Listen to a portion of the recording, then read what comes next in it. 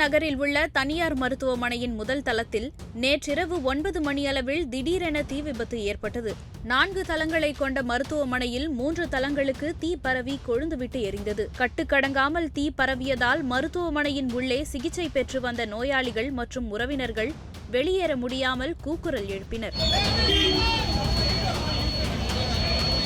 தகவல் அறிந்து வந்த தீயணைப்பு வீரர்கள் மருத்துவமனைக்குள் சிக்கியிருந்த நோயாளிகள் மற்றும் உறவினர்களை துரித கதியில் வெளியேற்றினர். இதில் 32 பேர் பாதுகாப்பாக மீட்கப்பட்டனர். சிகிச்சைக்காக உள்நோயாளிகளாக அனுமதிக்கப்பட்டிருந்த 100க்கும் மேற்பட்டோர் ஆம்புலன்ஸ் மூலம் அரசு மற்றும் தனியார் மருத்துவமனைக்கு அனுப்பி வைக்கப்பட்டனர். இதனால் திண்டுக்கல் திருச்சி சாலை முழுவதும் ஏராளமான ஆம்புலன்ஸ்கள் வரிசையாக சென்று கொண்டிருந்தன. இந்த தீ விபத்தில் சிறுமி உட்பட 6 பேர் உயிரிழந்தனர். மேலும் 30 பேர் காயமடைந்தனர்.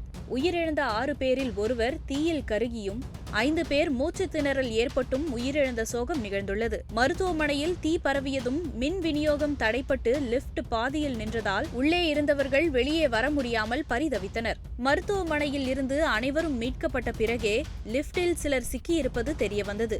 அதன் பிறகு அவர்களை மீட்கும் பணி நடைபெற்றது. இதில் 2 பாதுகாப்பாக மீட்கப்பட்ட நிலையில் தேனி மாவட்டத்தைச் சேர்ந்த சுருளி, அவரது மனைவி சுப்புலட்சுமி, தாடிக்கொம்பை சேர்ந்த மாரியம்மாள், அவரது மகன் மணிமுருகன், NGO காலனியை சேர்ந்த ராஜசேகர் மற்றும் ஒரு சிறுமி உட்பட 6 பேர் சடலமாக மீட்கப்பட்டனர். அதில் ஒருவர் தீயில் கருகி இறந்த நிலையில் 5 பேர் மூச்சு திணறல் ஏற்பட்டு உயிரிழந்தனர்.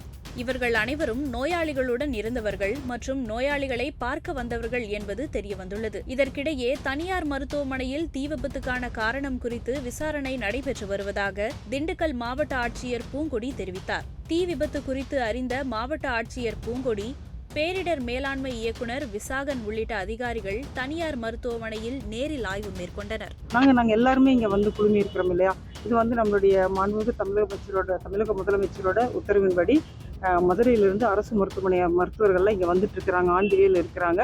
அவங்களும் வந்து இங்கே ட்ரீட்மெண்ட் கொடுக்க போகிறாங்க. அதே மாதிரி நம்ம திண்டுக்கல் ஹாஸ்பிட்டலில் இருக்கிற டாக்டர்ஸ் எல்லாருமே வந்து பக்கத்தில் இருக்கிற ஹாஸ்பிட்டல்ஸில் இருக்கிறவங்க எல்லாருமே வந்து இங்கே ட்ரீட்மெண்ட்டுக்கு இங்கே வந்திருக்கிறாங்க.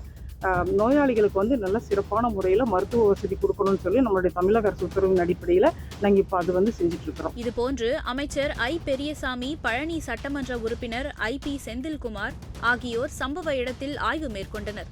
தொடர்ந்து திண்டுக்கல் அரசு மருத்துவக் கல்லூரி மருத்துவமனைக்கு சென்ற அமைச்சர் ஐ. பெரியசாமி தீ விபத்தில் மீட்கப்பட்டு சிகிச்சை பெற்று வரும் 28 பேரிடம் சம்பவம் குறித்து கேட்டறிந்தார்.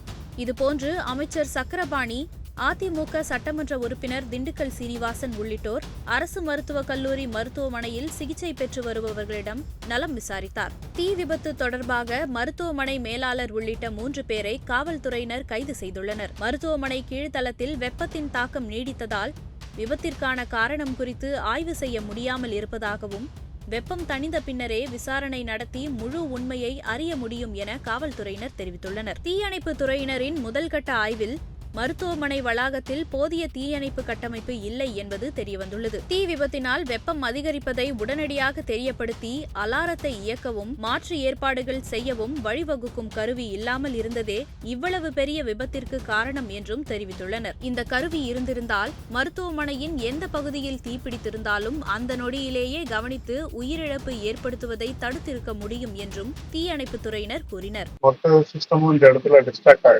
அதனால என்ன இருந்தது என்ன இல்லைன்னு தெரியல. நாங்க எங்க ரெக்கார்ட்ஸ் செக் பண்ணிட்டு தீ விபத்துக்கான காரணம் முதல் கட்டமா எலக்ட்ரிக்கல் தீ விபத்தா இருக்கலாம், மின்சார கசிவுல ஏற்பட்டுலான்னு தெரியுது.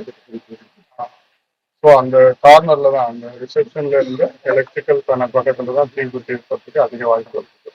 எலக்ட்ரிக்கல் ஆர் தட் ரெண்டுல எது ஒண்ணுன்னு நாங்கள் இன்வெஸ்டிகேட் பண்ணணும், இன்னும் ஃபைனலைஸ் பண்ணல. பார்த்தப்போ அந்த ஏரியா அந்த பகுதிகளில் ஏற்பட்டதா தெரியல.